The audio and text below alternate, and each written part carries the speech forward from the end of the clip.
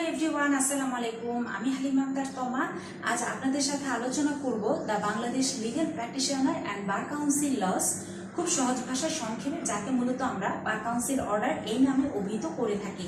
তো এই the Bangladesh legal practitioner and bar council laws এখান থেকে আজ আপনাদের সাথে আলোচনা করব বা আপনাদের সামনে তুলে ধরব মূলত ভোট পর্ব শেষে চেয়ারম্যানের কাজ এবং নির্বাচনের বৈধতা সংক্রান্ত অভিযোগ, এটি আপনাদের সামনে তুলে ধরব। তো চলুন মূল আলোচনার দিকে এগোনো যাক।